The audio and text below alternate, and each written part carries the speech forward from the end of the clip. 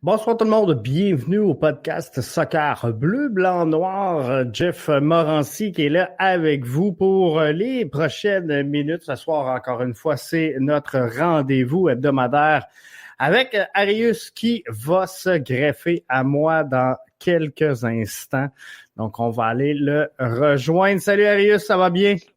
Salut Jeff, ça va bien, super, Good. super.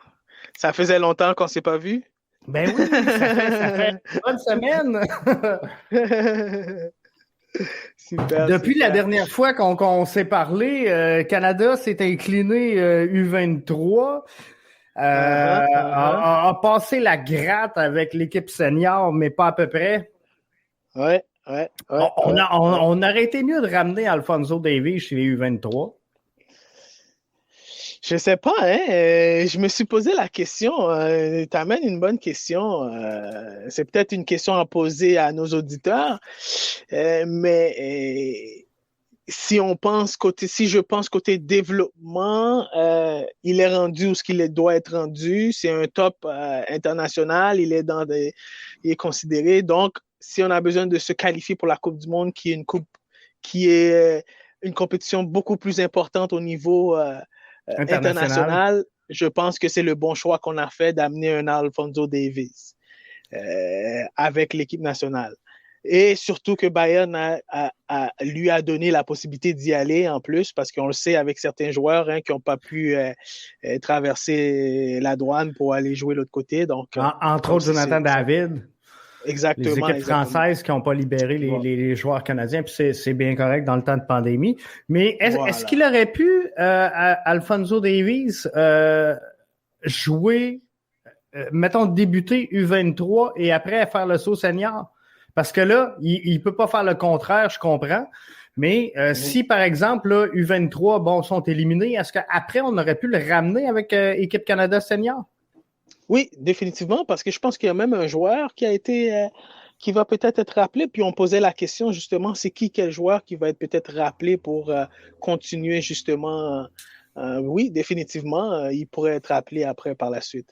Jack Mais Magno je nous pense dit que, vas-y, oui, oui, je vois déjà les commentaires là. Alfonso Davies à lui seul n'aurait pas vaincu le Mexique, donc même résultat au final. C'est sûr que c'était pas facile. C'était Je- une équipe qui était dure à prendre. Doc J'étais pas Mario a pas d'accord. tort. Non, Doc c'est ça, Mario a pas tort. exactement. Doc Mario a pas tort. J'étais pas satisfait de la décision de Mauro Biello, en tout cas sur son schéma tactique, sa stratégie de jeu. Je l'ai Mhm. mentionné, je pense que c'était lundi dans le podcast. Mais c'est fait, on n'a pas le choix. Il faut y aller comme ça. Faut y aller comme ça. Et écoute, moi aussi, j'étais un peu déçu, surtout après le premier match, l'émotion qu'ils nous ont donnée après le premier match, une belle victoire de 2-0. Et puis par la suite, on a pu revu euh,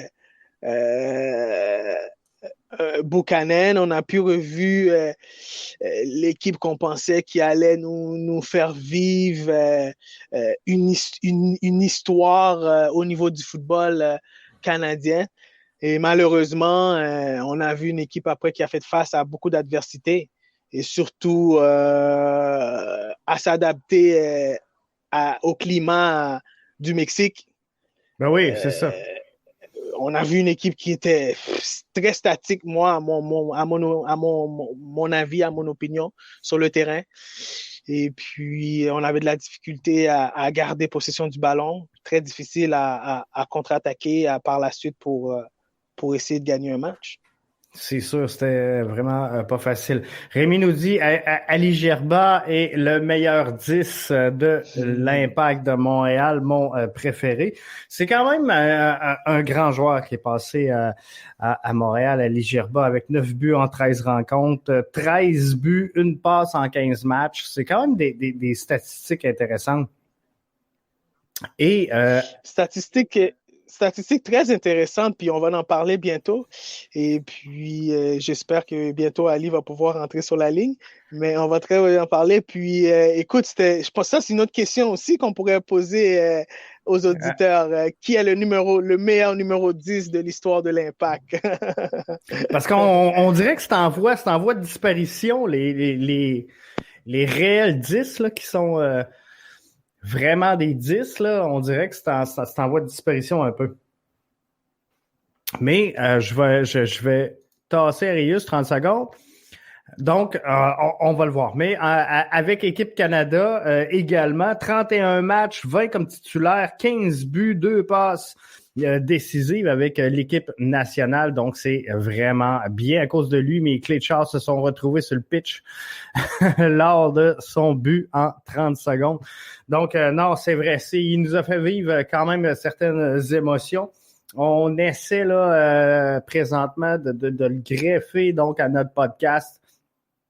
Ça devrait pas être très, très long. Et Arius, donc, est en train de peaufiner tout ça en ce moment. On devrait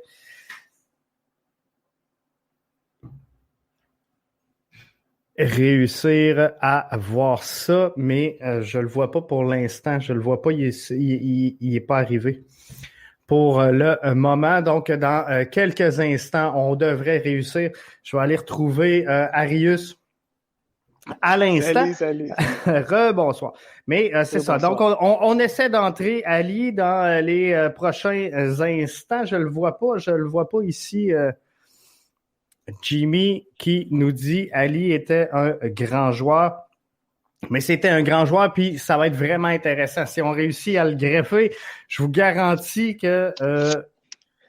mais pour ceux qui je sais pas, pendant ce temps-là, on pourrait peut-être profiter rapidement pour parler un peu, mais c'est drôle que... je sais pas si les gens, mais j'ai pas beaucoup entendu des joueurs, des jeunes joueurs au Québec, en tout cas dans l'Est du Québec, parler de Ali Gerba. Puis au Québec même aussi, j'ai pas beaucoup entendu parler d'Ali Gerba. C'est vrai qu'il a fait beaucoup sa carrière, mais le temps qu'il a passé à Montréal, sérieux, il nous a fait vivre des moments vraiment extraordinaires. Puis, tu en as souvent parlé des moments qui nous a fait vibrer depuis l'existence de l'Impact. GF, mais Ali, je pense qu'il fait partie de ces moments-là. Je pense que oui. Clairement, là, c'est sûr qu'il nous a fait vibrer, il nous a fait vivre des bons moments. Je pense que tantôt, Rémi le disait, justement, à cause de lui, mais que les Charles se sont retrouvés sur le pitch lors de son but en 30 secondes. Mais la bonne nouvelle, c'est qu'on l'a trouvé. On l'a trouvé, on va aller le rejoindre à l'instant. Bonsoir, Ali, ça va bien? Ça va très bien, vous? Ben oui, ça va super bien. Bienvenue dans le podcast Soccer BBN. Ali, un grand merci. Puis on parlait justement de toi, puis on part un grand débat déjà. Est-ce que tu as été le plus grand numéro 10 qui a joué pour l'Impact de Montréal? Et on voit les commentaires des auditeurs qui nous disent déjà qu'il y en a qui ont dit, ben, il m'a fait perdre mon clé de char sur le terrain. Sur le terrain. Le meilleur 10 de l'Impact, grand joueur également. Puis il était dominant quand il était au CNHP à la Coupe du Monde-Bell. C'est bien. Puis Ali, je ne sais pas en quelle année tu as passé par le CNHP, mais tu devais pas mal être dans les premières cuvées, là. Oh oui. J'étais toujours le plus jeune en plus, donc ça faisait qu'on me voyait pendant longtemps. Mais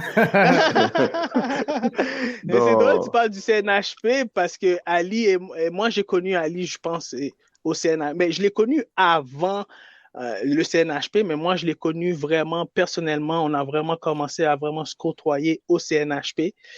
Et puis, je voyais déjà l'avenir grand pour un Ali Gerba. Puis, je vais laisser vraiment continuer sur le questionnement GF, mais c'était vraiment quelque chose de grand à voir quand j'ai rencontré Ali Gerba.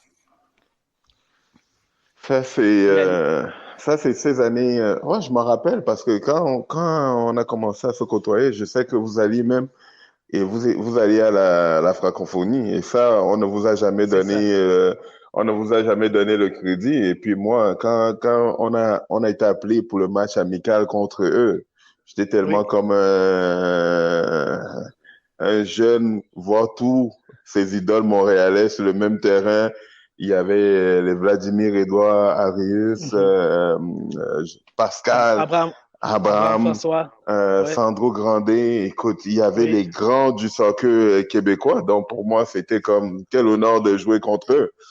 Et ça a été toute une expérience, ce match amical, là, je m'en rappelle. Je sais qu'il partait au Francophonie que vous avez même gagné À Madagascar, à exactement. Ouais. Madagascar et Oui. qu'on ne vous a jamais donné assez de crédit de savoir que vous avez vraiment eu du succès sur une plateforme planétaire. C'est vrai. Puis dans ce temps-là, je pense que c'était début 1996. Et puis Oui, revenir un peu dans le temps, Ali, gamin, moi je me souviens la première fois que je t'ai vu jouer, tu jouais pour Montréal-Nord. Et je pense que tu avais déjà 12 ans ou 13 ans. Tu venais d'arriver du Cameroun, je crois. ouais. Euh, et parle-nous un peu de Ali Gerba, le gamin euh, que je pense, explique-moi, est-ce que c'était un rêve comme tout joueur, petit garçon, comme tout jeune joueur, petit garçon en Afrique ou à travers le monde, de vouloir devenir un joueur professionnel? Non, même pas, même pas. Quand mes parents sont partis de l'Afrique, moi, je suis resté avec eux. Je suis resté avec mes grands-parents, mes oncles Mhm. en Afrique jusqu'à temps. Je suis arrivé à Montréal-Nord, quoi, Ouais. 11 ans, 12 ans. Et Mhm. même quand j'ai commencé à vouloir jouer, je jouais au Cameroun. On jouait dehors avec les cousins, la famille. On allait à l'école secondaire, l'école primaire. On jouait dans Mhm. la rue, on faisait des tournois à l'école, mais ça n'a jamais été quelque chose que j'ai eu un rêve de dire, oh, je veux devenir professionnel. Professionnel, Donc, OK. c'est quand je suis arrivé au Québec, et puis même Mhm. moi-même, je voulais continuer à, au moins, comment on dit, relâcher son fou.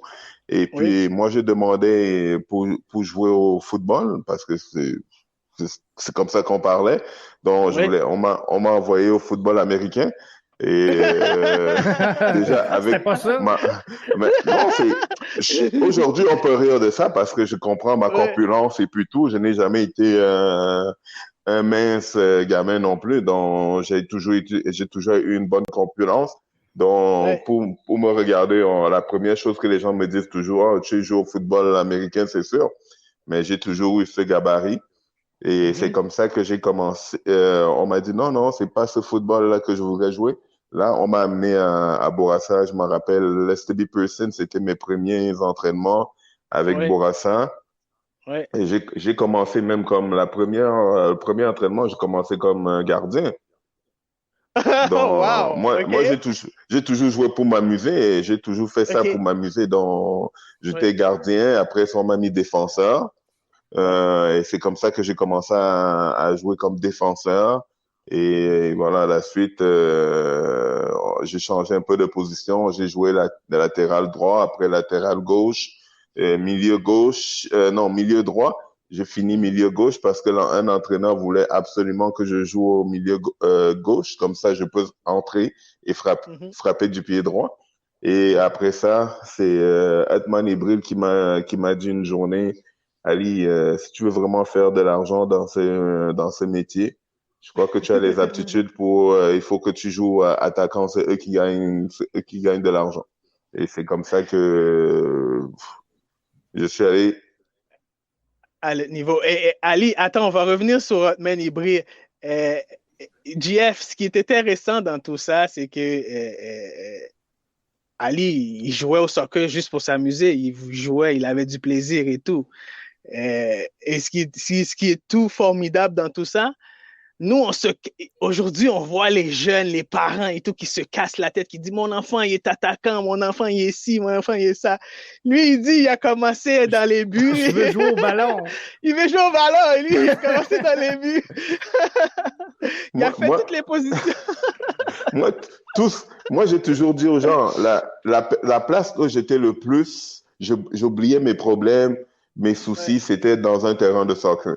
Donc, Ah, et encore aujourd'hui, il peut avoir des guerres ou quoi que ce soit. Tu me mets dans un terrain de soccer, j'oublie mhm, tout ça. Je veux juste jouer. Je veux même pas que ça soit avec des amis. Je veux pas que ça finisse. Je veux qu'on puisse mhm, continuer à jouer jusqu'à temps que on mhm. soit fatigué tout le monde. Et quand je vois aujourd'hui, et même quand je dis ça aux gens, je dis j'ai toujours joué parce que c'était un plaisir. Wow, super. Un des grands joueurs aujourd'hui dans l'histoire du football canadien, Ali, natif du Cameroun, aujourd'hui 40 ans. On parle de la génération de 81, JF. Ouais. Euh, euh, a eu la possibilité, et puis il a parlé de Hotman Ibrahim, a eu la possibilité de fréquenter un entraîneur formidable que moi j'ai eu comme entraîneur aux équipes nationales aussi. Et puis qui a aujourd'hui, je peux dire qu'il a formé beaucoup de très bons joueurs au Québec. Et Ali faisait un de ces parties de cette génération-là de 81. La génération de 81, si je ne me trompe pas, je pense qu'il y a eu Ali, Gerba, Adam Braz, et Ali peut-être peut m'aider dans ça. Olivier Océan, même, je crois qu'il est Olivier passé par. Océan, par Il y là. a, il y And- a Gaspard Barcelino. Il y Mhm. a, c'est quoi encore, qui d'autres encore sont passés? Andrew Oliveri, qui Ah, est entraîneur voilà, aujourd'hui. Ouais. exact. Donc, et, des gens qui ont passé par cette formation de Hotman Ibrir, qui est un grand entraîneur pour moi, qui est un des plus grands entraîneurs que j'ai fréquenté dans ma carrière. Et Ali peut aussi le témoigner. Je pense que Ali, si on revient dans ce que tu as dit, est-ce que à partir de là, quand Hotman t'a dit que tu pouvais gagner ta vie en jouant au soccer, ça a changé quelque chose? Edmond, bah, on revient un peu plus tôt. Je vais vous dire Mhm, une anecdote. mhm, Moi, quand je suis entré au CNHP, c'était Atman Ibril qui était l'entraîneur. Et puis, peu importe ce mhm, qu'on disait de moi, oh, il est bon joueur ou quoi que ce soit. Les premiers entraînements, j'étais tout le temps en train de, bon, on faisait des conneries, on niaisait. Et puis, un entraînement, Atman il m'a mis dehors. Il m'a dit, écoute, si tu ne prends pas ça sérieux, prends tes mhm. affaires et rentre chez toi. Donc, Et c'est toi. moi, ça a frappé mon orgueil. D'habitude, je fais ça passe et puis tout. Mais Mhm, là, ça ne mhm, passait pas. Donc, j'étais en train d'aller sur le côté du terrain. Mais après, je me suis rendu compte que, mais Ali, tu as quitté Montréal-Nord et on était on s'entraînait je crois que c'était au Roland-Terrien, à la Rive-Sud. Édouard Montpetit, collège Et Édouard donc, Montpetit. voilà, c'est du Ouais, ouais, plancher de ouais, ouais, bois. ouais. Et je Ouais. dis, mais tu as fait tout ça, tu es venu à l'entraînement, et puis, est-ce que vraiment. Et c'est là que tout d'un coup, je me suis Ouais, mis à ma place ouais, et je suis retourné dans le terrain, continué à ouais. m'entraîner, et je me rappelle que c'est le seul entraîneur qui m'a mis dehors d'un entraînement. Et de là, on a eu des belles relations, même pendant ma carrière et puis tout, même avant. Donc, il Mhm, m'appelait, il me conseillait, oh non, tu devrais faire ceci, tu devrais faire cela. Et le jour mhm, que je lui ai dit que, oh, mais je compte aller vraiment dans le circuit professionnel, il a dit, mais mhm, oui, je te conseille de changer de position parce que tu es quelqu'un qui est très offensif et tu es bon devant les buts. Tu mhm, devrais, et aussi, si tu veux gagner ta vie avec ça, tu mhm. devrais jouer comme attaquant. Donc Comme ça, ça, attaquant. ça a vraiment changé ma façon de voir les choses. Et c'est après que Mhm, je me suis rendu compte parce que je me suis jamais entraîné ou bien je n'ai jamais joué en pensant que j'allais gagner ma vie avec ça. De toute façon, de où nous on venait, on mhm, n'avait pas vraiment un encadrement, dire qu'on va devenir professionnel et puis on va faire notre vie avec ça. On voulait jouer professionnel, mais on savait pas c'était mhm. quoi. On Ouais. tâtonnait à gauche et à droite. Mhm. Écoute, on a fait toutes sortes de choses pour être Des où choses, on est ouais. aujourd'hui. Et quand on Mhm, voit, quand il m'a dit ça, et puis ça m'a ouvert les yeux, et c'est là que j'ai mhm. commencé à prendre beaucoup plus au sérieux ma carrière de joueur professionnel. Super, super. Euh, JF, Oui. Est-ce que tu voulais rajouter quelque chose dans tout ça? Non, je regardais les commentaires de Manu qui dit un match de soccer joué sur un terrain de football. Tu sais, ça a changé beaucoup. Hein, maintenant, on voit plus les matchs comme ça sur des terrains lignés de football américain. Fait que, tu sais, on voit que le sport a progressé, mais je regarde Ali évoluer depuis tantôt, puis c'est le genre de joueur de finition qu'on n'est plus capable de trouver là, présentement chez le CF Montréal. Clairement. C'est le game changer là, qu'on cherche, là, il est là.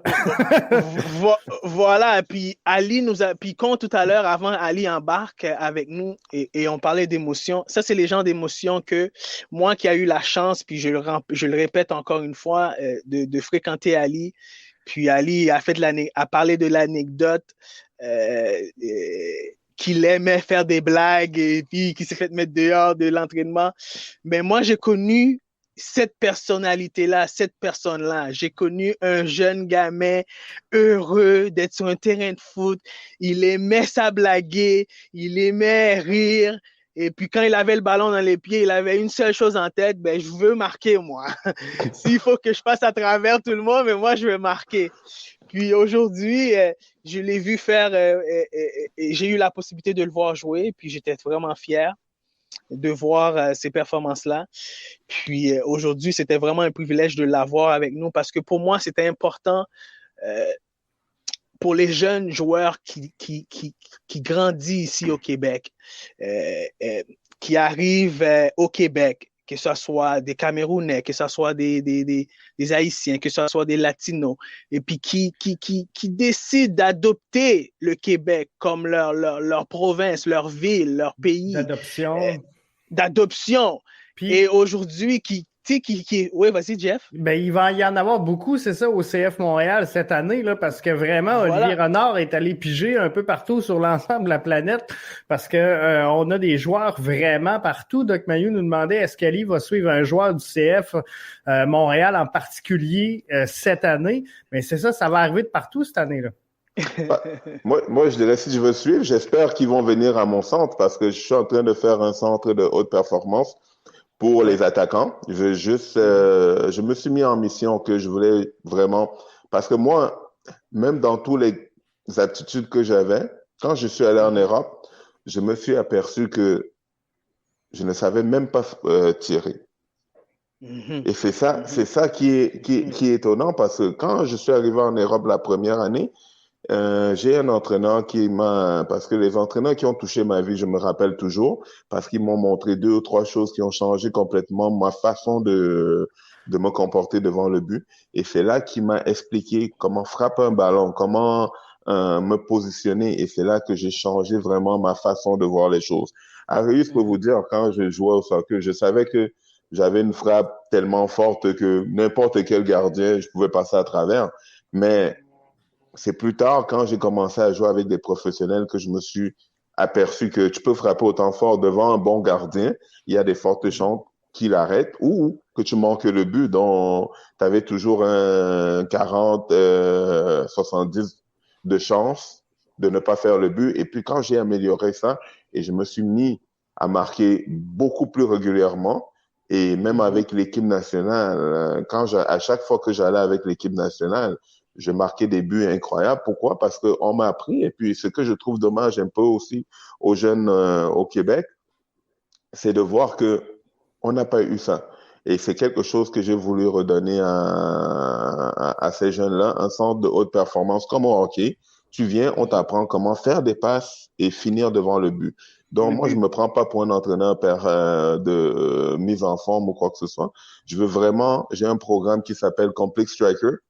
Donc, vous êtes vraiment là pour apprendre à faire des passes et marquer dans le but. Et c'est tout ce que je me suis donné comme mission. Parce que je trouve de plus en plus avec les clubs et toute l'organisation qu'on n'a plus le temps de faire ça avec les joueurs.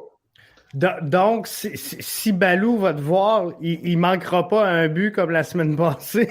Je peux te garantir qu'il va pas manquer son but que la semaine passée. Même Samuel Piette, je lui ai dit que pour améliorer son dernier but, il doit venir me voir aussi. Excellent. Mais donc, juste pour répondre, Arius, excuse à Doc Mayou, est-ce qu'Ali va suivre un joueur du CF cette année? Je pense que dans cette veine-là, Sunusi Ibrahim pourrait être un candidat là, d'exception pour aller faire un passage là-bas. Je pense que exactement. Ça va être exactement. Et pour aller dans le même sens, Ali, puis t'amènes un bon point et puis tu as parlé que tu veux redonner aux jeunes et tout. Mais avant qu'on arrive à parler de ça, moi, ce qui est important, Ali, je veux que les gens sachent un peu ce que toi, tu as fait quand tu es arrivé, après ton passage, après ton apprentissage au Centre national et par la suite, tu as quitté pour l'Europe. T'as quitté pour l'Europe. Je veux que les gens comprennent que toi, tu as vécu un peu une autre éducation qui était ailleurs, au Danemark, en Suède, en Angleterre. Explique-nous un peu ce vécu-là qui t'a aidé quand tu es revenu au Canada puis tu as tout cassé après 9 matchs là, avec l'Impact. J'explique que, bon, quand on a commencé, les gens ne savent pas beaucoup que j'ai été le premier Québécois à être drafté dans le Super Draft dans la MLS. Voilà. J'avais 18 ans? Donc, j'ai fait ma première année avec l'Impact de Montréal. Première saison comme rookie, j'ai marqué beaucoup de buts. Je me suis fait approcher par le Miami Fusion et je suis parti aux États-Unis à un très jeune âge. Donc déjà là-bas, j'ai côtoyé les Valderrama, Ray Hudson, qui était l'autre entraîneur, qui est un journaliste renommé aujourd'hui dans la Liga. Donc déjà très tôt, j'ai eu à être compétitif avec des gens d'expérience et voir comment ça se passait et être dans un pays ou bien dans un pays étranger. Qu'on ne parle pas français. Donc, c'était la même chose en Norvège, en Suède. Je me rappelle même, j'étais avec des gens. Moi, ce que j'ai toujours fait comparativement à certains autres, je n'ai jamais eu un problème avec la compétition. Donc, chaque place que je suis allé, j'amenais certains amis que je connaissais. Je dis, vous savez quoi, vous avez besoin d'un attaquant ou bien d'un autre défenseur ou quoi que ce soit. J'étais l'ami que vous pouvez venir. Donc, on s'est même retrouvé avec un autre ami à moi, Josué Maillard, en Norvège, que j'ai parlé à mon entraîneur pour lui dire, est-ce que tu peux l'amener parce que on avait besoin d'un milieu défensif et quelqu'un qui faisait très, très bien le boulot. Donc, on s'est retrouvé même dans un truc sarcastique. On écoutait un film en Norvège, en chinois et subscrit en norvégien. Je m'en rappelle comme si c'était hier, c'était un film de Jet Li. Un film, un film arts martiaux asiatique, mais traduit en norvégien. Voilà. Donc, pour dire à certains jeunes comment on était dans des pays on était aussi peut-être... moi, quand je suis arrivé, j'étais le seul noir dans la ville. Donc, on était deux, donc on se faisait regarder comme si on sortait d'un musée de beaux-arts. Donc, c'est juste ces anecdotes là, pour pouvoir montrer le jeune aujourd'hui, c'est quoi les sacrifices à faire pour arriver à ses rêves. Et de ne pas penser qu'aujourd'hui, on peut juste dire, mais je vais être professionnel, ça vient du jour au lendemain. Arius peut être témoin, il a fait des essais on lui a dit qu'il allait faire des essais une semaine avant. Et il fallait qu'il se prépare durant toute l'année parce qu'il ne savait pas quand cet essai-là allait arriver. Exactement. Et deux fois, on sortait du plancher de gym à un terrain de gazon synthétique et jouer 90 minutes.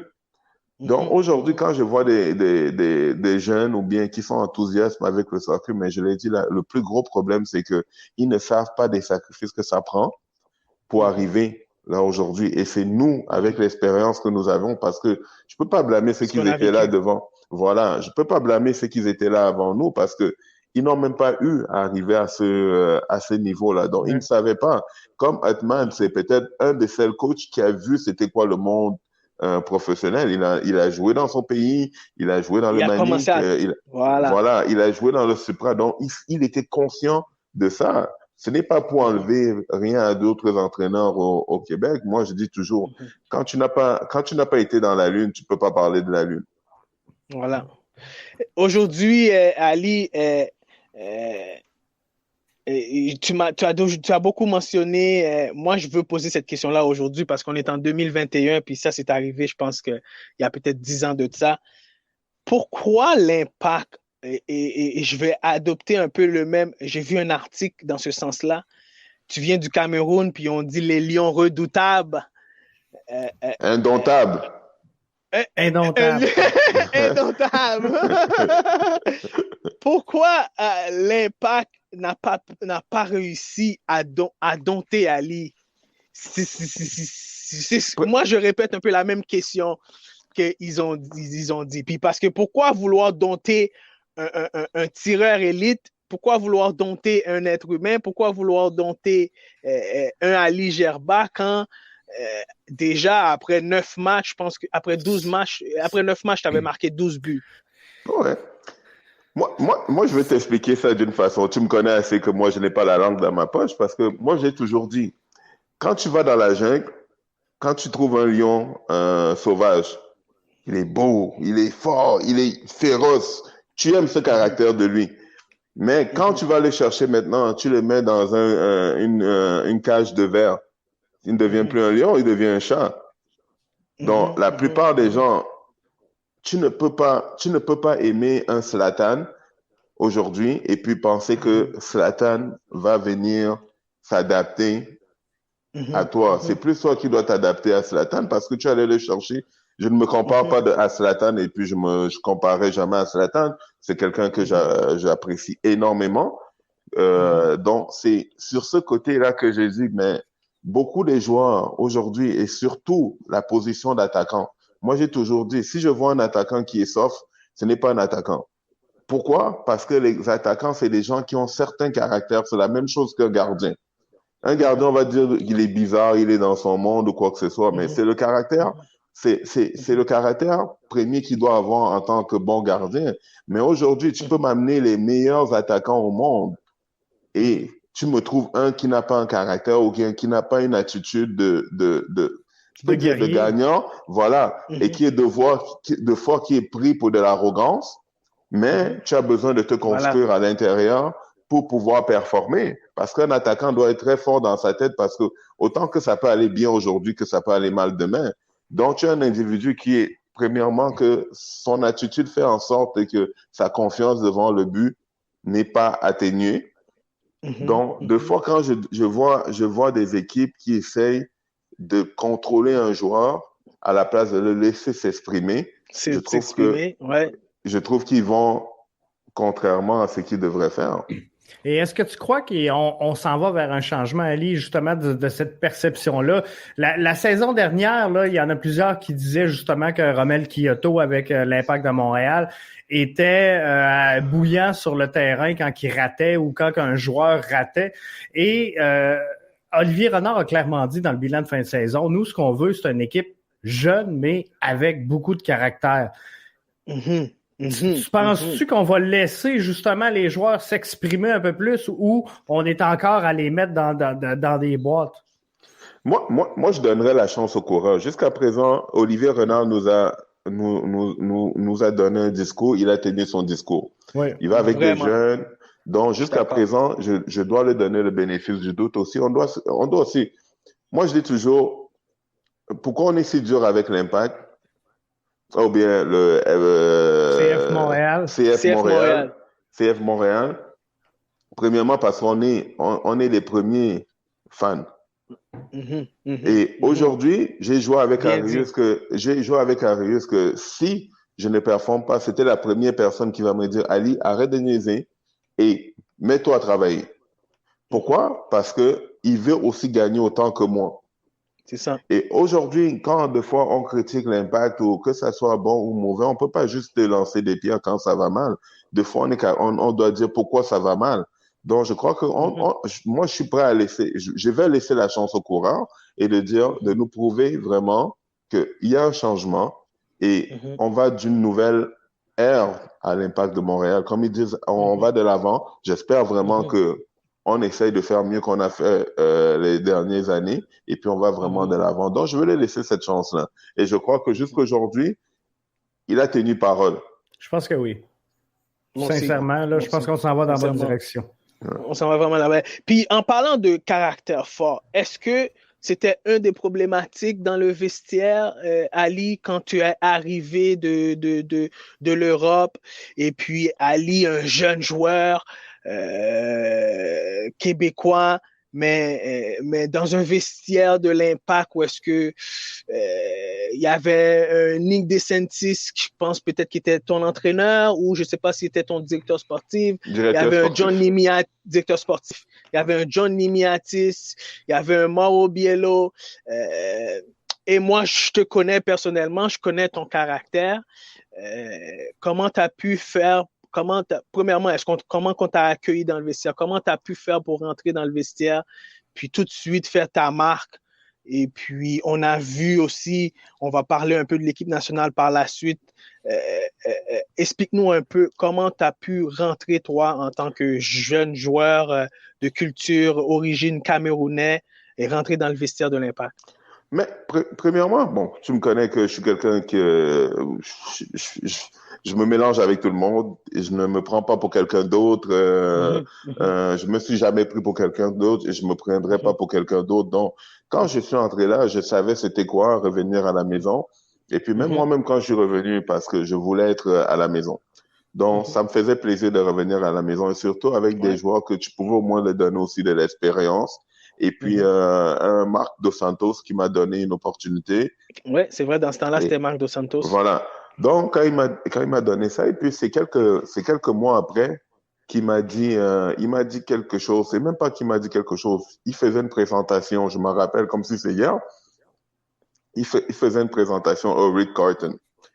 Donc, c'était un petit déjeuner, et puis il a invité mes parents, et puis moi, et puis tout. Et il a fait un discours que jusqu'aujourd'hui, ça me tient encore à cœur parce que c'est la chose qui m'a touché le plus. Et il a commencé à parler des gens qu'on les a dit qu'il n'allait jamais rien devenir. Les Michael Jordan qu'on a dit qu'il n'était pas trop grand, les Disney qu'on a dit qu'il n'avait pas d'imagination. Donc, tous ces genres de modèles qu'on les a dit qu'il n'allait jamais arriver. Et puis, il a dit qu'il y a une personne qu'on lui a dit qu'il n'allait jamais, il est paresseux, il pense qu'à lui-même, et puis que c'est un joueur qui est égoïste. Et il a dit, depuis que Ali Gerba est venu dans ce club, il n'y a pas une journée il arrive en retard. Il n'y a pas une journée qu'il n'a pas travaillé dur sur le terrain. Et il voudrait juste s'excuser auprès de moi et de mes parents de ce qu'on l'a fait croire de ce joueur-là. Parce que j'ai comme l'impression, Ali, ton histoire, puis JF, je t'amène aussi un peu dans cette réflexion-là, j'ai comme l'impression que ton histoire, elle a fini comme l'histoire de Piatti. Je dirais, ça, je vais garder, je sais où tu vas aller avec ça, mais moi, la seule chose que j'ai toujours un problème avec plusieurs personnes, c'est le fait de vouloir me mettre dans un carré, de vouloir me contrôler. Et quand je me suis toujours dit, si je suis arrivé où je suis arrivé, ce n'est pas à cause de personne, c'est parce que j'ai travaillé assez fort et que j'avais du talent à être là. Personne ne peut dire que j'ai manqué un entraînement ou bien j'ai manqué de respect à qui que ce soit pour être là. Et la même chose avec l'équipe nationale.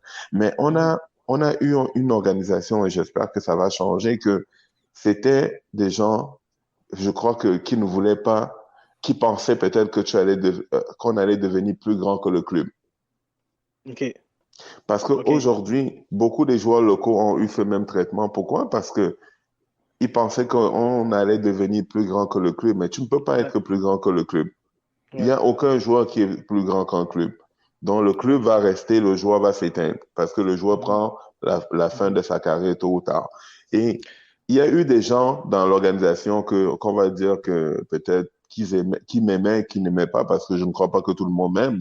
Et j'ai appris à accepter ça. Donc, moi, j'ai toujours dit aussi longtemps qu'on me boit à l'étranger, je suis très content, mais quand on me boit à la maison, c'est une autre chose. Donc, Parce qu'on Donc, a un produit local, Ali, et moi je crois dans les dernières années, puis moi je veux parler dans ma génération GF, et rien à enlever à les joueurs, puis je l'ai déjà parlé souvent, rien à enlever aux joueurs que des fois l'Impact vont chercher, qui vient de l'extérieur. Un Ali Gerba, Sandro Grande, un Patrice Bernier qui a eu la chance de jouer pour l'Impact, un Patrick Léduc et tout. Je pense que euh, il y en aurait encore plus si on aurait mis un Ali Gerba encore plus à l'avant-plan. Un Sandro Grande encore plus à l'avant-plan. Dans le temps, quand il jouait pour l'Impact de Montréal. Puis je reviens un peu à l'exemple de Piquet-Souben qui aimait beaucoup les Canadiens de Montréal, que les Canadiens de Montréal ne pouvaient pas gérer dans le vestiaire, ne pouvaient pas gérer cette personnalité-là, qui fait en sorte qu'ils se sont départis, puis qu'aujourd'hui, l'impact, les Canadiens ont à tout recommencer, puis, et c'est ça. Mais moi, j'ai commis un peu la même chose durant l'histoire de l'Impact. On avait une génération de joueurs qui pouvaient faire que aujourd'hui l'Impact de Montréal aurait pu avoir une dynastie. Puis moi, je le dis comme ça aujourd'hui parce que Ali Gerba en a fait partie de ce club-là. Puis je ne sais pas si Ali Gerba voit un peu le même sens que ce que je veux dire. je suis tout à fait d'accord avec toi. Et puis, je crois que ça va encore de ce côté-là. Parce que moi, je dis toujours que on a pavé la route et vous avez pavé la route pour moi. Et ça, je vais toujours être conscient de ça. Et moi, j'ai pavé la route pour certains joueurs. Et c'est que les gens ne sont pas conscients. Au Québec, on a énormément de talent. De talent. On n'a pas à envier à d'autres provinces ou bien d'autres pays. Mais comme je dis toujours, on a un problème avec soi-même. Parce qu'on ne veut jamais que d'autres personnes soient aussi grands que nous on a été. Et c'est là que le problème au Québec, je trouve, pas juste le club de foot de Montréal. C'est partout dans la province que vous pouvez voir ça. Dans le développement, Voilà, dans le développement. Et tu as des entraîneurs et tu as des organisations que, à la place de mettre le joueur de l'avant, ils veulent se mettre de l'avant, ils veulent gagner plus de trophées pour dire, si le joueur est bon et il perce quelque part, il met en lumière notre club, nos coachs, notre système, notre province et notre pays. Nos valeurs. Voilà. Alors, pourquoi on devrait l'empêcher de se faire voir plus que ça? C'est ça. Et je ne sais pas si tu veux rajouter quelque chose.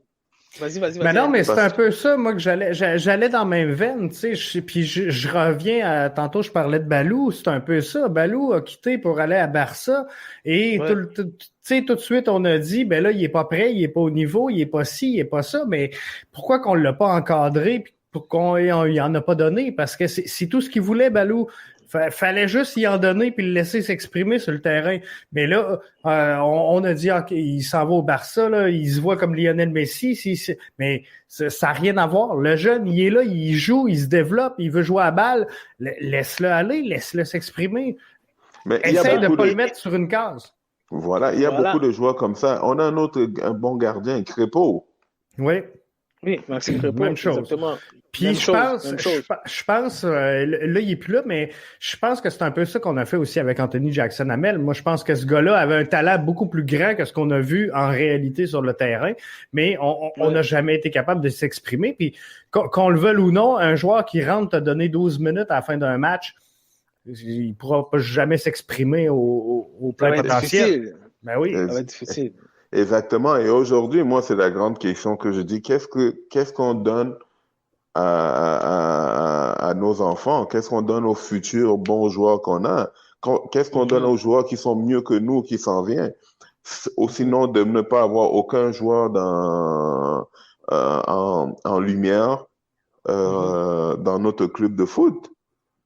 C'est ça que je dis, qu'on a juste que ça soit un Samuel Piètre, mais il faudra avoir beaucoup plus pour pouvoir donner ces jeunes-là le rêve de dire, oh, tu sais quoi? Je vais être comme lui, qu'ils ont au moins plus que 2 ou 3 options. C'est ça. Exactement. C'est ça. C'est ça. En parlant de redonner aux jeunes, puis on revient un peu là-dessus, sur cette, Ali, tu parles un projet. Est-ce que le projet à Mirabel est parti? Est-ce que tu as mis sur pied le complexe pour redonner aux jeunes? Bien sûr, le complexe, Explique-nous un peu l'entrepreneur Ali, là, le après-carrière. L'après-carrière, moi, j'ai toujours bien aimé pouvoir redonner parce que moi, je trouvais que je suis pas nécessairement le coach que j'ai fait, mais j'ai fait mes diplômes d'entraîneur. Et ce n'est pas quelque chose qui me passionnait plus parce que je me suis aperçu durant le processus que moi, j'étais plus quelqu'un de technique. Pour dire, au niveau du cérébral, pour dire à un jeune comment il va se sentir dans cette situation parce que je l'ai vécu. Comment tu dois frapper le ballon, comment tu dois penser, comment tu dois anticiper le défenseur, comment, tous ces petits trucs que je n'aurais pu jamais. Un conseiller technique. Que je n'aurais pu jamais partager en tant que coach parce que ça vient trop vite pour que tu puisses aller en détail avec certains jeunes. Donc, j'ai parti un programme qui était Complex Striker, que j'ai fait aussi, j'ai testé aussi à la fédération et pendant 7 semaines, et même les propres joueurs sont venus me voir, je ne me suis jamais senti bien à frapper un ballon autant maintenant. Je sais pourquoi je le frappe et je sais comment le frapper. Donc, et c'est là que ça m'a donné encore plus de vouloir le faire. Je dis maintenant, allez, tu viens de trouver ta niche pour pouvoir partir vraiment quelque chose de unique. Et qui d'autre que toi, qui était j'en ai des records. Je dis, 2 fois, j'en oublie. Je dis, ce n'est pas quand quelqu'un les a battus que ouais, après mon nom sort après. J'ai marqué des buts avec des équipes incroyables. J'ai marqué des buts les plus vite, 18 secondes avec l'Impact de Montréal. J'ai marqué avec l'équipe Canada. Il n'y a pas un joueur qui a aussi marqué tant de buts. Donc, quand j'ai fait ce programme-là, j'ai dit, qui est le mieux placé pour montrer aux jeunes comment marquer des buts? Et c'est là que j'ai fait ce programme qui est sur pied. On est en train de finaliser on est en train de peaufiner. Pas finaliser parce que c'est final. Le terrain est là, les buts sont là pour que c'est vraiment aussi, j'ai été inspiré du modèle, du hockey. Parce que j'ai fait plusieurs centres de hockey, au niveau du perfectionnement. Ils sont beaucoup plus avancés que nous, en matière d'entraînement spécifique et individuel sur les gens. Je trouvais que c'était quelque chose qu'il fallait amener au soccer et j'ai voulu avoir un endroit spécifique pour ça. Maintenant, quand vous avez les jeunes à Rius, tu l'amènes, on va Justement, s'amuser. j'allais dire ça. Au hockey, ils font souvent ça. Tu vois des anciens joueurs de la Ligue nationale qui font du travail spécifique, même avec des joueurs de la Ligue nationale en ce moment. Exactement. Voilà. Et c'est ça vraiment que je veux faire. OK. Puis Ali, c'est bon, tu amènes ce point-là. Est-ce que toi, Ali, qui a marqué, en passant pour GF, les jeunes qui ne le savent pas, le 2e meilleur marqueur de tous les temps au Québec, après Alex Bombery, et le pourcentage de buts qu'il a marqué, je pense que c'est au-dessus de 40% parce que lui, il a marqué 15 buts en 31 matchs. Ali a marqué 15 buts en 31 apparences sur l'équipe nationale. Avec Canada, oui, c'est ça. Avec Canada. 20 matchs titulaires. 20 matchs titulaires. Alex Bombery a eu 65 apparences. Rien à enlever à Alex Bombery. Et il y a eu 16 buts, Ali en a eu 15. Donc, Ali, c'est un joueur qui a passé c'est énorme, a passé dans l'histoire du football canadien, a été 3 fois, je pense, joueur par excellence au Québec.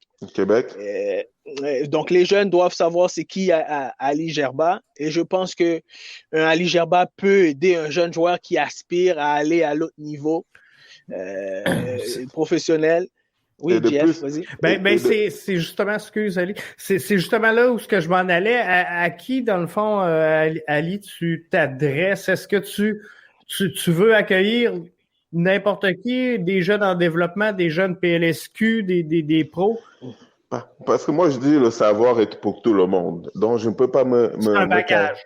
Voilà, je peux pas me caser à quel individu parce que le petit jeune qui va apprendre à contrôler un ballon, à le placer comme il faut, je crois que c'est mon devoir de lui montrer.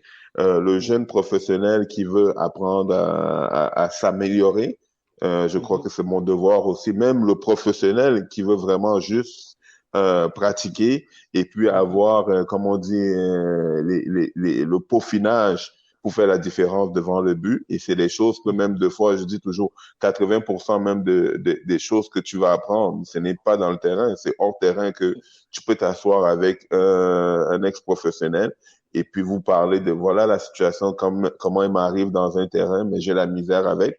Est-ce que tu as essayé ça? Est-ce que tu as fait ça? Ça, c'est des choses aussi que je donne. Aussi pour les clubs, parce que si vous avez, Arius, tu me corrigeras si je me trompe, Ouais, parce que ouais. aujourd'hui, de plus en plus, il n'y a plus de, parce qu'avant même, on gardait le 5 minutes ou 10 minutes pour faire de la finition. Mhm. Et moi, j'ai toujours trouvé que ce n'était pas assez, surtout sur C'est quelqu'un vrai. que on compte beaucoup dessus Ouais, pour faire une différence dans un match c'est vrai. et vous le donnez juste 5 minutes ou 10 minutes Ouais. de tir au but et puis Et, et, et- vous vous attendez qu'il va marquer le but samedi ou bien dimanche.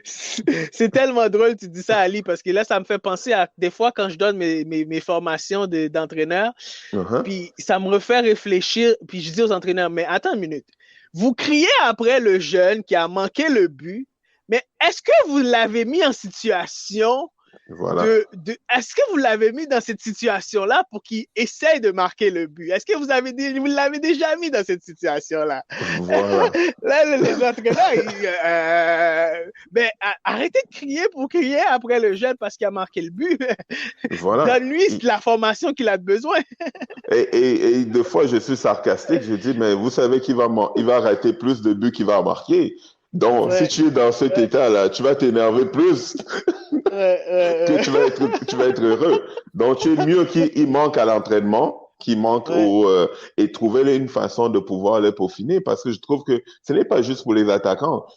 Moi, j'ai été défenseur. Donc, le défenseur, quand il se retrouve devant le but, qu'est-ce qu'il fait? Il va pas appuyer sur le bouton panique. Il doit savoir non, comment finir le jeu. Un Donc, geste. c'est pour ça que ouais, je dis c'est accessible à tout le monde.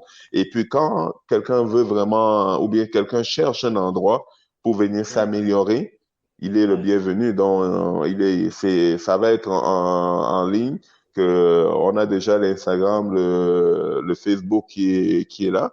Donc, ça va être, il réserve et C'est puis il comment, vient. juste le nom? Complete OK?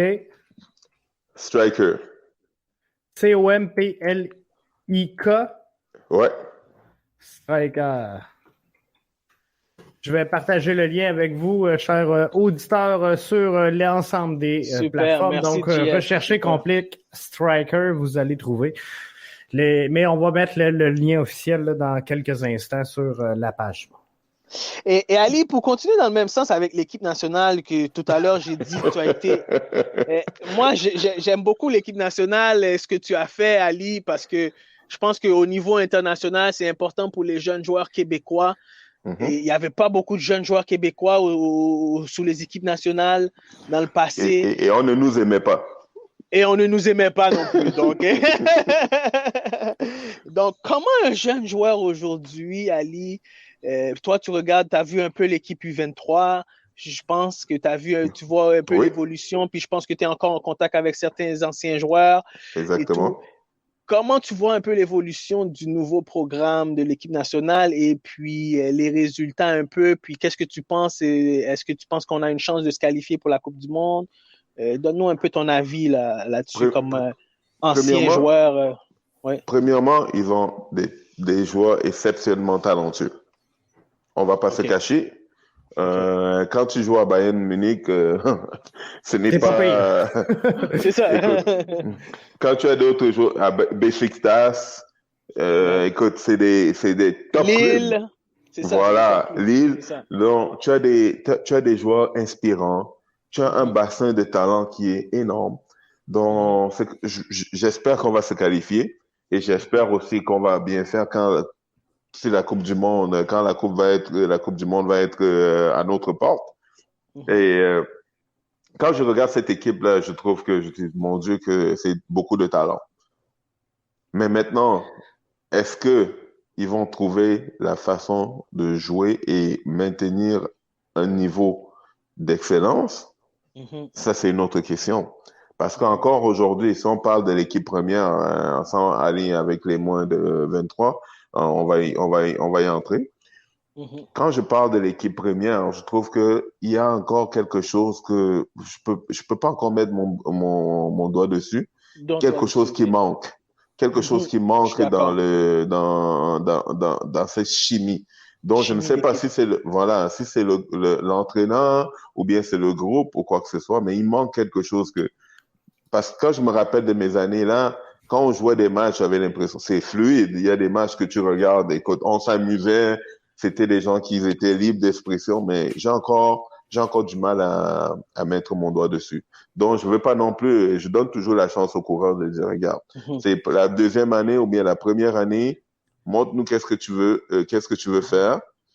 Prouve-nous que tu es vraiment sensé dans ce que tu dis et on va suivre le bateau parce que j'ai toujours dit, premièrement, je suis un fan, que ce soit de l'Impact de Montréal FC, que ce soit l'équipe nationale, je suis un fan. Donc, je peux pas juste leur lancer des pierres à chaque fois. Non. J'adore ça parce que je veux qu'ils fassent bien, qu'ils nous représentent et puis que les gens nous fassent confiance dans d'autres clubs. Comme ça, on puisse avoir plus de joueurs dans d'autres clubs internationaux parce que c'est ça. Et avoir une meilleure équipe nationale de plus en plus. Aussi, et de pouvoir fêter en Coupe du Monde ou bien dans d'autres tournois. Ce serait fou, exactement. Voilà. Mais c'est un travail c'est un travail qu'on doit supporter notre équipe nationale. Je trouve que c'est un devoir à tous de supporter notre équipe nationale, mais de ne pas s'empêcher de dire s'il y a un problème. Et comment on peut Je suis d'accord. Puis dans tout ça, Ali, et moi, tu as amené un bon point et tout. Bon, on a du talent exceptionnel et tout. Et tu dis que tu peux pas mettre ton doigt sur le fait que tu penses qu'il manque quelque chose au niveau de la chimie. Il manque un lien, c'est sûr. Il manque un lien, c'est ça, dans la chimie. Mais toi, selon ton expérience, est-ce que tu penses, puis j'en ai discuté avec JF au niveau du 23, est-ce que tu penses que on doit changer quelque chose dans notre système de préparation? Parce que moi, je crois que je l'ai vécu, moi. On n'a pas eu beaucoup de temps de se préparer pour aller à Madagascar, par exemple. Et pour quelqu'un qui a fait le programme équipe nationale, je sais que nos laps de temps étaient... C'est vrai qu'on est tous des joueurs de foot, on parle tous le même langage, mais comme tu parles de cette chimie d'équipe-là, je pense qu'il y a quelque chose qu'on doit changer à ce niveau-là. Toi, qu'est-ce que tu en penses? Ben, tu as absolument raison, parce que c'est impossible d'aller jouer. Tu as 10 jours de préparation pour aller faire une qualification pour les Jeux Olympiques. C'est ça. Bon, je comprends qu'on est dans un dans un climat de pandémie. Donc, je peux encore pardonner ça aujourd'hui, mais ça s'est fait, ça fait des années. C'est ça. C'est comme ça. Voilà. Donc, même pour aller à un tournoi majeur, tu as 1 semaine ou 2 semaines pendant qu'une autre équipe se prépare pendant 1 mois.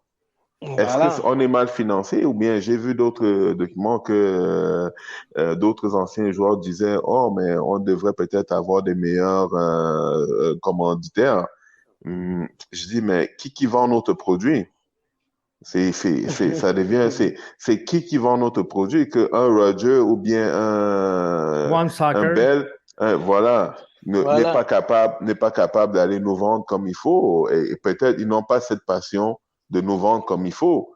Donc, on va pas toujours blâmer qu'on est sous-financé. Oui, on est sous-financé. Si on est sous-financé, on arrête tout alors. Voilà. Mais en quelque part, je pense qu'il y a quelqu'un qui fait pas son boulot parce que aujourd'hui, je lisais justement, on a parlé de One Soccer, GF, qui va présenter les matchs de CONCACAF, Scotiabank, CONCACAF League, mais que on peut pas voir ça sur la télé normale parce que TSN, puis alors que ça devrait être là. Ça devrait être là. Ils veulent rien savoir. Je comprends pas. Puis, tu sais, sur One Soccer, rien contre la plateforme, là, c'est super bien, puis qu'ils se financent, c'est fine, mais j'ai écouté le match du Canada, j'ai pas été capable de l'avoir en français, là. J'ai pas d'analyse, rien. C'était du play-by-play, puis c'est dommage, là. Puis moi, en tout cas, selon moi, ce match-là aurait dû être présenté à Radio-Canada sur notre télé nationale, là. C'est notre sport national. C'est notre équipe nationale, c'est là que ça va. Voilà. Là, je te rejoins. Je dis, tu as un Radio-Canada Tu n'es pas Exactement. capable de dire, on va nous présenter un match parce que là, on parle des qualifications pour les Jeux Olympiques, on parle des qualifications pour la Coupe du Monde. Donc, ce n'est pas un match amical qui est joué juste pour le fun. C'est ça. Et c'est là que je dis, c'est qui vend notre sport? C'est qui sont devant? Parce que on ne peut pas toujours blâmer les joueurs. Ben non. Comment un Alphonso Davies n'est pas dans tous les pancartes à Montréal ou au Canada ou en train de faire la promotion? C'est le joueur le plus titré, on vient de dire, en tant que joueur présentement. Il a gagné tout. Tout. Puis mondialement, donc, là. Exactement. Et on n'est pas capable de le vendre, on n'est pas capable de faire la promotion, on n'est pas capable de... ça me dépasse. Et on est toujours en train de, excuse-moi l'expression, de chialer sur les mêmes problèmes qui durent pendant 20 ans. On ne peut pas toujours dire que c'est le produit dans le terrain. Le produit aujourd'hui dans le terrain est bien. Il est excellent. Il est excellent. Mais comment on n'est pas capable de le vendre à plusieurs autres personnes? Tu n'as pas besoin de... Il est excellent qu'on en parle à chaque semaine, JF. Voilà. Non, mais c'est ça. C'est vrai. Mais ce produit-là devrait gagner en visibilité. Puis, à un moment donné, il va falloir qu'il y ait des diffuseurs qui se mouillent puis qui disent, OK, peut-être qu'à court terme, bon, on sera peut-être pas glamour, mais c'est comme ça qu'on met au monde la culture du soccer puis qu'on la met de l'avant. Là. Moi, je dis qu'il y a un mauvais vendeur quelque part, Jeff. Ben oui, en plus, tu regardes TVA Sport, t'as des tournois de chasse et pêche, du monde qui font du basic avec Red Bull à l'autre bout du monde que personne connaît, que personne. C'est eux ces vendeurs-là. C'est eux ces vendeurs qu'on devrait aller chercher. Le gars de chasse et pêche le dimanche, là, on devrait aller le chercher. C'est ça. c'est vraiment ça, parce que tu sais, c'est pas normal que on passe le soccer vraiment loin dans les priorités des diffuseurs. Puis des fois, j'ouvre la télé, je vois un tournoi de billard, c'est pas normal que j'aille pas vu de soccer. Tu sais, moi, de fois, j'ai souvent l'impression que les gens ont peur du soccer. Moi, j'ai toujours dit que c'était le monstre endormi. Parce que le jour que les gens vont se rendre compte que le soccer est vraiment un sport international et reconnu partout, parce que moi, je trouve que on ne veut pas faire la place au soccer parce qu'ils ont peur de sa grandeur. C'est ce que je pense. Et on cherche à le garder en bas, jusqu'à temps que on ne puisse... C'est une marmite qui bouille. Tôt ou tard, il va prendre sa place. Puis, tu sais, au Canada, c'est sûr qu'on a la LNH qui est à peu près toute seule, mais c'est sûr que du côté américain, la MLB doit le regarder, la NBA le regarde, la NFL le regarde grandir. Puis là, il y a personne qui veut perdre ses commanditaires. Donc, tant qu'il reste en bas, c'est parfait pour tout le monde. C'est parfait pour tout le monde. C'est sûr. Et Ali... au début, on a parlé, puis tu nous as parlé un peu tes histoires, que tu regardais des films asiatiques en norvégien et tout. Ali, quel conseil que tu donnerais à un jeune, puis j'en ai discuté un peu avec JF, d'une origine différente, comme moi qui est de l'origine haïtienne, toi qui es d'origine de Camerounais. Et puis, je vois que tu viens d'une famille, Ali, avec une éducation incroyable. Et, j'ai pu voir que si je me trompe pas, c'est ta sœur, Abby. Oui. Et toi, comment vous pouvez donner l'exemple pour aplanir les inégalités? L'exemple. Moi, tu m'as toujours connu et puis j'ai toujours dit, je suis pas quelqu'un qui parle. Bon, je ris beaucoup, j'aime ça rigoler. Mais j'ai toujours été le gars que quand arrivait un match, je n'aime pas trop parler. Je vais par des actions. Que ça soit le premier tacle, le premier but, j'ai envie de le faire, j'ai envie de faire la différence. Donc, je peux pas aujourd'hui dire que je vais être le gars qui va être avec la pancarte en train de dire, mais je vais être le gars qui va préparer tout, qui va faire les premières actions pour le faire. Donc, quand je vois la communauté, que la diversité qu'on a au Québec, et de montrer à ces jeunes-là que, vous savez quoi, vous êtes le maître de votre propre destin. Il n'y a aucun Ouais. individu qui vous tient et pour vous dire que non, vous allez réussir ou bien vous allez avoir un échec. Les échecs font partie de la vie.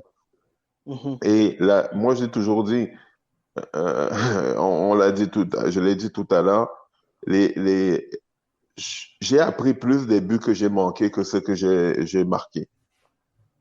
Donc, et Mhm. c'est ça qui a forgé mon caractère. Donc, l'échec a fait en sorte que mon caractère d'aujourd'hui, ça a été forgé par l'échec, de ne pas avoir peur de l'échec. L'échec fait Donc, partie de ça. est-ce que le sport t'a aidé quand tu faisais face à l'adversité, par exemple, on va être très honnête avec nous, puis on a parlé de racisme, on parle de racisme systémique au Québec et tout. Est-ce que le sport de soccer t'a permis en fait en sorte de ne pas voir que toi tu vivais pas d'inégalité dans ta Je vie au sais, Québec ou que ce soit ailleurs. je serais menteur si je dis ça. Et on l'a OK? toujours dit, on a toujours parlé de ça, que ça soit dans le Mhm, vestiaire. mhm, Que ça soit en tant qu'immigrant ou bien en tant que noir ou quoi que ce soit, il fallait faire deux fois plus, trois fois mhm, plus pour avoir la même mhm, opportunité. Et encore là, mhm, aujourd'hui, ça existe. Donc, mhm, mais ça ça ne m'a jamais posé problème. Et mhm, ça, je n'ai jamais trouvé ça comme une excuse de mhm, m'asseoir et puis de ne rien faire. Je sais que mhm, ça existe. Je sais qu'on va mhm, toujours voir ma couleur et que je peux pas mhm, l'enlever et tu me vois que je suis mhm, différent. mhm, mhm, Mais je ne trouve pas ça comme une excuse de ne pas faire ce que je dois faire. Et c'est la mhm, seule chose que je veux dire aujourd'hui à mhm, toutes sortes d'ethnies de dire mhm, n'utilisez pas votre différence comme excuse. mhm, mhm, Alors, mhm. on sait que Ben, ça existe. Travaillez fort mhm, pour vos convictions, pour vos mhm, rêves. mhm. Et c'est tout. Parce que moi, je trouve que plus tu focuses sur ça, plus ça t'empêche d'avancer. D'avancer, Parce que exactement. si aujourd'hui j'aurais dit, oh, mais moi, pour arriver à l'impact, il faut que je travaille 5 fois plus fort, 10 fois plus fort, mais je n'aurais jamais réussi parce que j'aurais trouvé ça comme une excuse. Moi, je savais À que chaque ça fois. existait. Je savais que ça Mhm, existait. Je me lève, je m'entraîne, je veux m'entraîner 2 fois plus, m'entraîner 3 fois plus pour avoir la meilleure opportunité. mhm. Puis je veux que les gens comprennent, GF, que ça n'existe pas juste parce que tu es noir. Parce que je vais donner un exemple. Euh, Mais Au on vient niveau de du le dire football même. canadien, c'est ça. Désolé de Au te niveau du football couper. canadien, vas-y, Ali. Parce Non, qu'au non. niveau du football canadien, ouais, vas-y, Mais Ali, on excuse-moi. vient de, non, non, on l'a dit en blague quand j'ai dit on ne nous aimait pas. C'est la même, parce qu'on parlait français, parce qu'on Oui, avait un accent voilà, québécois, on venait, on nous appelait exactement. des Frenchies, E- Exactement. on nous traitait de prima donna, on nous Ouais, traitait de toutes exactement. sortes de noms. Pourquoi? Parce que Ouais, c'est pas question même de notre couleur, c'est question de la province dans ouais. laquelle on venait. C'est ça. C'est ça. Et Parce on ne que, nous appelait pas souvent. imagine-toi, voilà, et imagine-toi que c'était toujours face à. Pourquoi j'ai amené ce sujet-là? C'est parce que les jeunes doivent comprendre, ils vont faire face à toutes sortes d'adversités C'est dans sûr. leur développement. Euh, En tant qu'être humain, premièrement, en tant qu'être humain, et aussi au début du show, j'ai parlé des différentes origines qu'on a aussi au Québec, la diversité qu'on a ici au Québec, qui fait qu'on a une beauté de La footballistique richesse. incroyable. La richesse, exactement bien dit. Et que les jeunes doivent comprendre que ben, ça, c'est des choses qui vont faire face, malheureusement, qui vont avoir à faire face Dans et le parcours, c'est dans le ça. parcours de leur cheminement, puis de leur apprentissage, puis qu'il faut qu'ils passent à travers ça. Parce que moi, je peux te le dire, en 96, j'aurais jamais imaginé signer professionnel. Puis Ali, je suis sûr aussi, il peut te le dire dans le passé, il n'aurait jamais pensé qu'il aurait pu signer professionnel. Mais rien ne nous empêchait parce qu'on montait sur le terrain, on n'avait aucune autre pensée critique que jouer au ballon. Voilà. C'est ça. Puis c'est ça que je trouve que la beauté du sport, qu'est-ce que ça peut amener, puis de permettre à ce que une plus différente culture de pouvoir partager et puis vivre leur passion ensemble.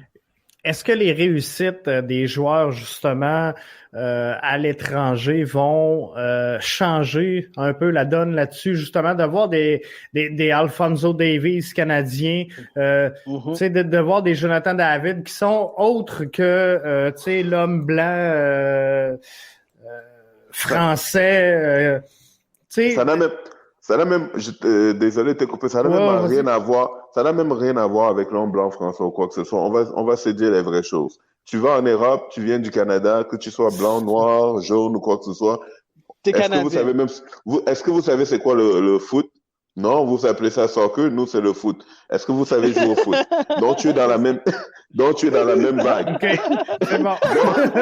Donc, c'est pour ça que j'ai la discrimination ou bien le racisme systémique, ça fait partie de la vie, ça fait partie que parce que tu viens du Québec, tu viens du Canada, on va dire, vous c'est le hockey. OK, vous savez jouer au hockey, mais je n'ai jamais joué au hockey de ma vie. Mais quand tu vas aller en Europe, on va te dire, mais tu ne sais pas comment jouer. Oui, exact. OK, je comprends. Exact. Donc, quand on parle de différents ethniques, ça ne veut pas dire et tout le monde est discriminé. Oui, c'est ça, peu importe la race, la couleur, la langue. Voilà. C'est vrai. C'est le drapeau canadien envers le sport. Voilà. Et j'ai posé ces questions-là pour que les gens comprennent puis qui est l'individu Ali Gerba. Ali vient d'une famille très éduquée, qui a des caractères, des têtes fortes, et puis qui sont très impliqués aussi dans la communauté à redonner. Ouais. Je trouve ça très formidable pour la richesse que justement le Québec peut amener et peut permettre aussi à ce que les jeunes joueurs aussi aujourd'hui peuvent aussi un jour rêver, c'est ça. Oui. C'est l'important pour cette génération-là qui pousse d'avoir un objectif. Puis ce qui est le fun de voir, c'est que c'est de plus en plus prenable, c'est de plus en plus atteignable. Tu sais, je comprends que à votre époque, les gars, c'était plus difficile de se voir et de s'imaginer pro. Mais là, il y a comme un chemin qui s'ouvre, tu sais, tranquillement pas vite, avec la présence des académies qui arrivent tranquillement pas vite, avec les PLSQ, les CPL, puis de voir des modèles canadiens réussir à l'étranger, je pense que le chemin a été défriché, là. Fait que tranquillement, pas vite, là, on peut y croire, mais il y a encore du rattrapage là, à faire justement pour éliminer ce gap-là de discrimination avec l'Europe. Et il va falloir en produire des Alphonso Davies pour que on soit pas vu comme des Canadiens qui jouent au hockey. Tout à fait d'accord avec toi, Jeff. Et je crois que si on continue avec tout ce que vous faites, et que ça soit même du podcast, que ça soit de l'entraînement qu'Arius fait, et que ça soit toutes sortes de petites choses qu'on fait en sorte que on soit pris en considération. Et je crois que ça va aller de mieux en mieux. Je pense que oui. Super. Ouais, moi aussi, je pense que oui. Ali, écoute, tu sais, quand on parle de soccer, on peut jaser toute la nuit. Bon, mais on te remercie énormément, Ali, d'avoir accepté notre invitation au BBN Podcast. Avec plaisir.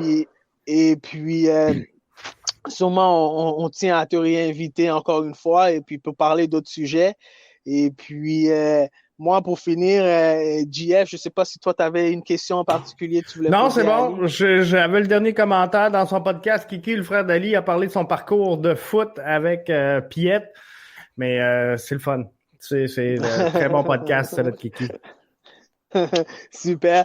Et puis, encore une fois, je tiens à répéter que des personnes comme Ali Gerba, Sandro Grande, Arius Holdège, nous, on est là pour redonner. Parce que imaginez-vous que nous, on a grandi dans des gymnases et puis on a réussi en bois.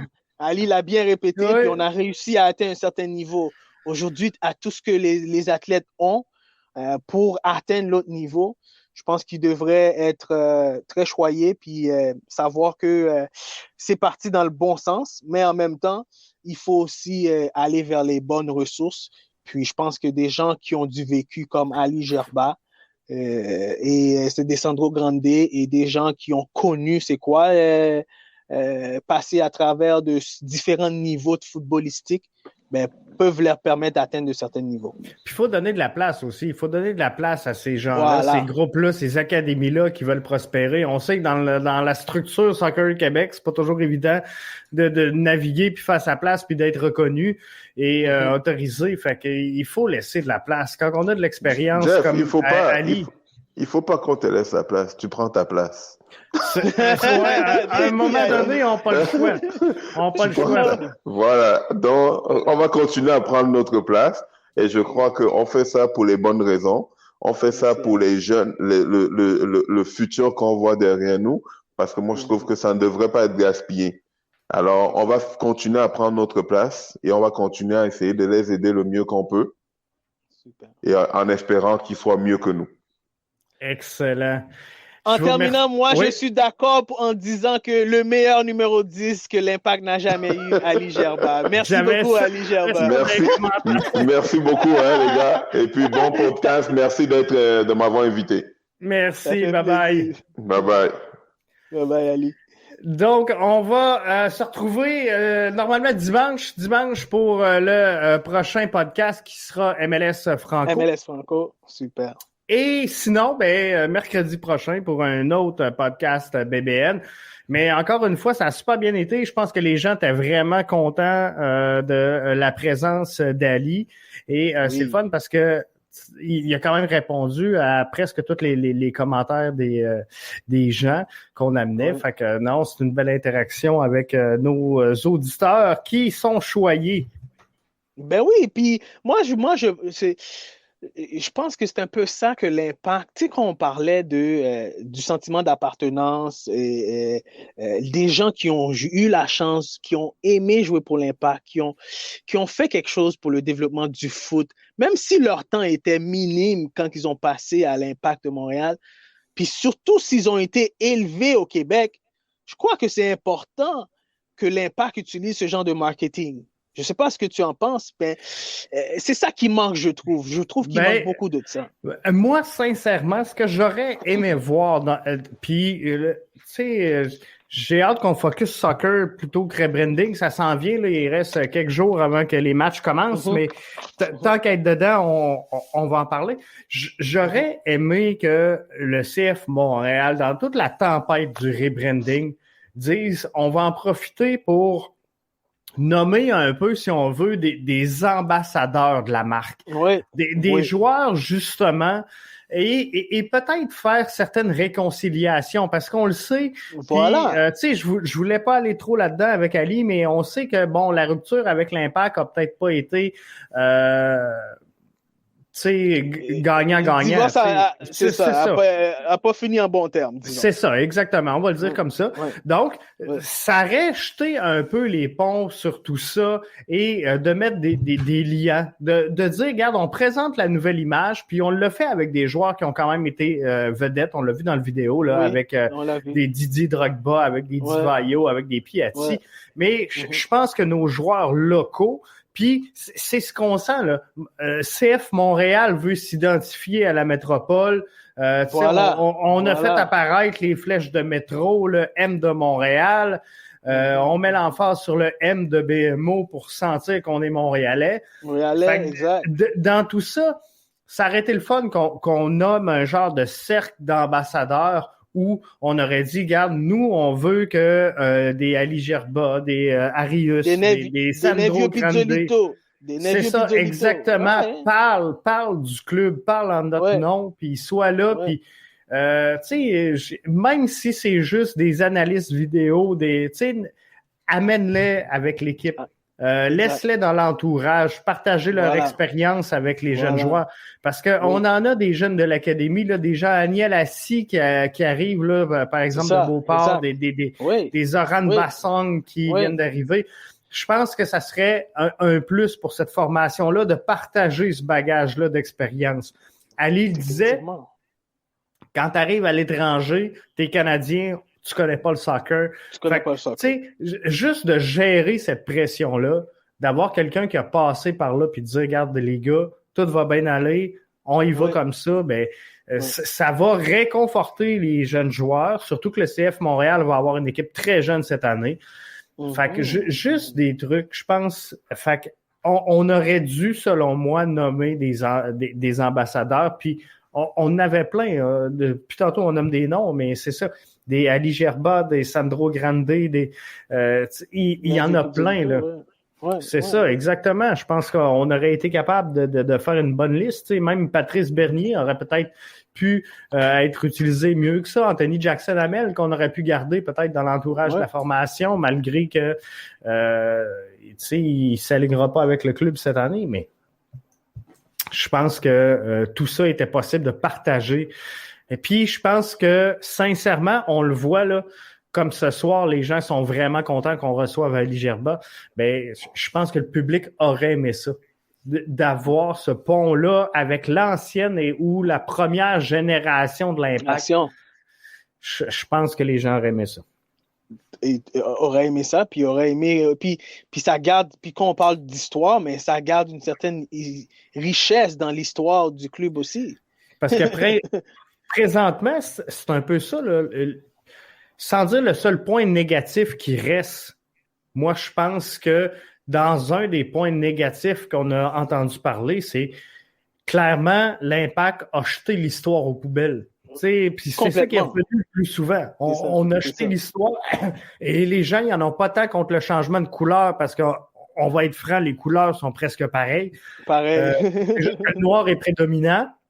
C'est ça. Mais sinon, là, on est encore bleu, on est encore noir comme on était.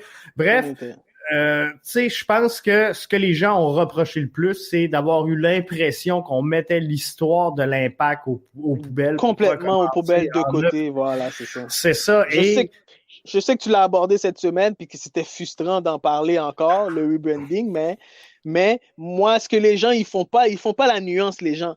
Les gens font pas la nuance puis ils n'arrêtent pas de reparler du rebranding. La nuance, c'est simple. L'Impact ont juste complètement jeté à la poubelle. Puis tu le dis, JF. Pour moi, ils ont complètement jeté l'histoire de l'Impact de Montréal à côté. Oui. Patrice Bernier est l'ambassadeur du Club 93, il me semble. Il a invité plusieurs anciens joueurs. Ah, OK. C'est peut-être un début. Oui, c'est ça, exactement. Sagna a été engagé comme ambassadeur avant de se faire congédier. Ça, je suis pas au courant de cette nouvelle-là, mais Patrice Bernier, ben tant mieux, tu sais, si il est l'ambassadeur du Club 93 qui a invité plusieurs anciens joueurs, c'est justement là-dessus que le CF Montréal, selon moi, doit travailler, doit mettre les efforts à reconstruire ces liens-là, parce qu'on voyait aujourd'hui, puis j'en ai pas parlé, là, mais celui qui sonnait la cloche pour les 16-42 a annoncé qui renouvelait pas son billet de saison. Puis tu sais, je trouve ça dommage parce que à la base, c'est quand même la même formation, là, on se le cachera pas, malgré tout. Puis je comprends que les gens sont attachés à l'histoire, sont attachés au nom, sont attachés. Tu sais, c'est très émotif, hein, le soccer. C'est très émotif. C'est des moments, tu sais, moi, je me souviens du but de Porter, je me souviens des 3 buts de Drogba, mais tu sais, l'émotion dans le stade, de sentir le stade Saputo également vibrer, là, quand tout le monde tape des pieds. Je suis allé voir l'année passée avec les Ultras des matchs au Yankee Stadium. C'est des moments que tu n'oublies pas, mais c'est un peu ça que on reproche un peu à la formation. Fait à la formation. Moi, je pense qu'il faut tisser des liens, puis ça va être en passant par des anciens joueurs comme ça que ça va revenir. Définitivement. Bien, ils ont déjà bien commencé avec un Patrick Leduc qui s'occupe de l'académie, donc il connaît bien le milieu du foot québécois, comme je l'ai mentionné déjà dans le passé.